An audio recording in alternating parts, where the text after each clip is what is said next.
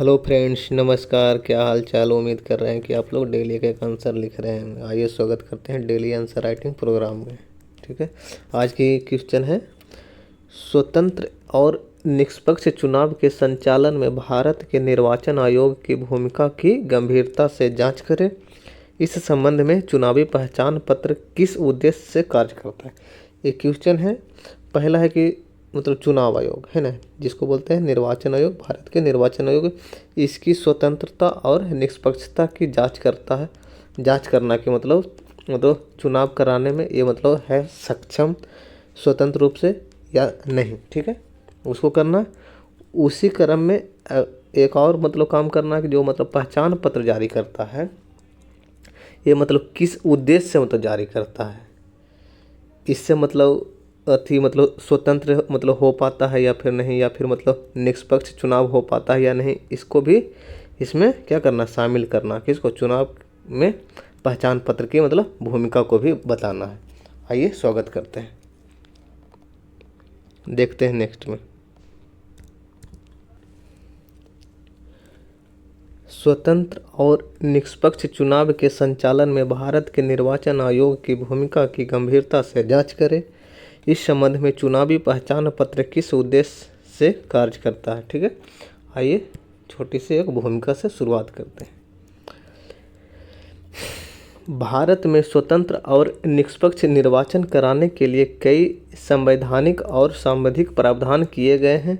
अनुच्छेद 324(1) के अनुसार संसद, राज्य विधानमंडल, राष्ट्रपति और उपराष्ट्रपति के पदों के लिए निर्वाचक नामावली तैयार करने और इन सभी निर्वाचनों के संचालन का अधीक्षण, निर्देशन और नियंत्रण करने की शक्ति निर्वाचन आयोग में निहित होगी। निर्वाचन आयोग एक मुख्य निर्वाचन आयुक्त तथा 2 निर्वाचन आयुक्त से मिलकर बनेगा। ठीक है, ये हो गया निर्वाचन आयोग के बारे में एक छोटा सा परिचय। निर्वाचन आयोग है, उसकी 2, एक क्या है, मुख्य निर्वाचन आयुक्त है जो 1 सदस्य और 2 अन्य सदस्य है। ठीक है, आगे देखते हैं।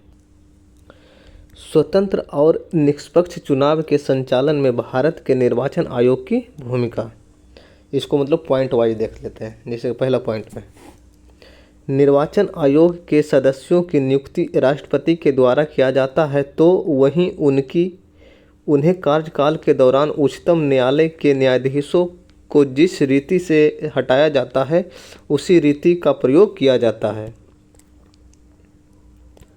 जो आमतौर पर निर्वाचन आयोग को स्वतंत्र एवं निष्पक्ष चुनाव कराने की शक्ति प्रदान करता है। कैसे, क्योंकि इसको जल्दी से हटाया नहीं जाएगा, इसलिए अच्छा निर्णय लेगा, निर्णय स्वतंत्र रूप से लिएगा, क्योंकि इन्हें हटाने का कोई भी डर नहीं है, हटने का पद से।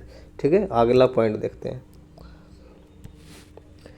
मुख्य निर्वाचन आयुक्त की सेवा शर्तों में उसकी नियुक्ति के पश्चात कोई लाभकारी परिवर्तन नहीं किया जा सकता है, अतः स्वतंत्र एवं निष्पक्ष चुनाव के लिए प्रेरित करता है। अभी जो पद पर हो जाएंगे नियुक्त, ये न कि उनका वेतन घटा दिया जाएगा, धमकी देगा आपकी वेतन लाभ ये सब घटा देंगे, इसके भी कोई डर नहीं रहता, जिससे क्या होता स्वतंत्र और निष्पक्ष चुनाव कराने में क्या रहता है, तत्पर रहते हैं। अगला पॉइंट देखते हैं। निर्वाचन आयोग की शक्ति संसद, राज्य विधानमंडल, राष्ट्रपति और उपराष्ट्रपति के निर्वाचन के अधीक्षण, निर्देशन और नियंत्रण की शक्ति प्राप्त है, जो निष्पक्ष चुनाव कराने में क्या करता है, मदद करता है। ठीक है, आगे देखते हैं।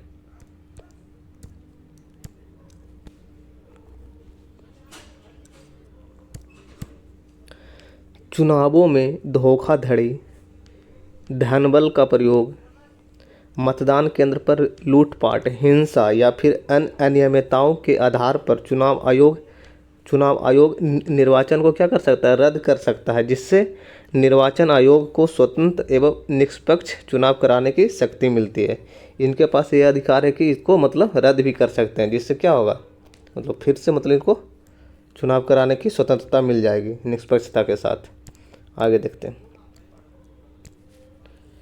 निष्पक्ष चुनाव के लिए निर्वाचन के समय राजनीतिक पार्टियों और प्रत्याशियों के लिए आचार संहिता भी मतलब घोषित करते हैं।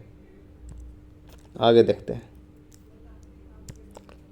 निष्पक्ष चुनाव कराने के क्रम में निर्वाचन आयोग राजनीतिक दलों की मान्यता प्रदान करना, चुनाव चिन्ह आवंटित करना एवं संबंधित विवादों को क्या करना, निस्तारण करने का कार्य भी है। इसलिए इनके पास मतलब शक्ति है कि मतलब कौन से पार्टी को मतलब मान्यता दिया जाए या फिर उनके मतलब चुनाव चिन्ह को आवंटित कौन से किया जाए या उससे मतलब संबंधित विवाद को भी ये निस्तारण करता है चुनाव आयोग।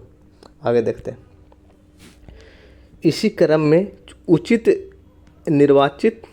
निर्वाचन तिथि घोषित करता है और नामांकन पत्रों की गंभीरता से जांच करता है। ठीक है, निष्पक्षता से चुनाव कराने के लिए इसकी नामांकन पत्रों की गंभीरता से जांच किया जाता है। आगे देखते हैं।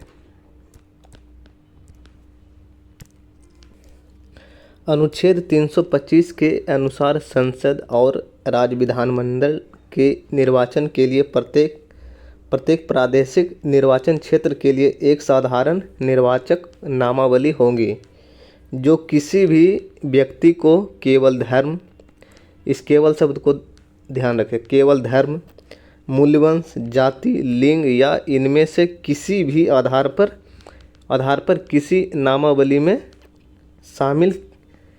शामिल किए जाने के लिए आयोग घोषित नहीं कर सकता है या फिर क्या योग घोषित भी नहीं कर सकता। इसके आधार पर, केवल इसके आधार पर, किसके आधार पर, तो धर्म, मूलवंश, जाति, लिंग या फिर कोई और आधार पर, है ना।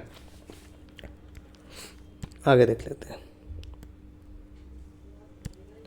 अतः निर्वाचन आयोग निष्पक्ष चुनाव कराने के क्रम में चुनावी पहचान पत्र जारी करता है, जिससे यह पता चलता है कि कितने लोग मतदान में भाग ले सकते हैं। यहाँ पर लिखिए कि ले रहे हैं। फलतः जो लोग नागरिकता त्याग कर चुके हों या जिन लोगों की मृत्यु हो गई हो, उन लोगों की नाम निर्वाचक नामावली से हटा दिया जाए। जिससे क्या होगा, जिससे निष्पक्ष चुनाव संपन्न कराने में मदद मिलती है। इसलिए चुनावी पहचान पत्र जारी किया जाता है। इससे क्या होगा, निष्पक्ष रूप से चुनाव कराने में इनको मदद मिलेगी। यानी कि मतलब जो लोग मतलब है भी नहीं, उनका भी मतलब नाम है और मतलब उनके बदले कोई और मतलब वोट दे रहा है। इसके लिए क्या किया जाता है, मतदाता पहचान पत्र मतलब जारी किया जाता है समय समय पर, हर एक मतलब इलेक्शन के पहले। ठीक है, ये तो रहा मेरे द्वारा लिखा हुआ आज के मतलब क्वेश्चन के लिए। इसी चैनल के कम्युनिटी वाले सेक्शन में जाइए, वहाँ पे देखिए क्वेश्चन आपको मिल जाएगा और देखकर लिखने का प्रयास कीजिए, जिससे कि आपकी आंसर राइटिंग बेहतर होती चली जाएगी। और इसे अपने दोस्तों के साथ शेयर कीजिए, लाइक कीजिए और जो लोग नए हैं चैनल को सब्सक्राइब कीजिए। धन्यवाद।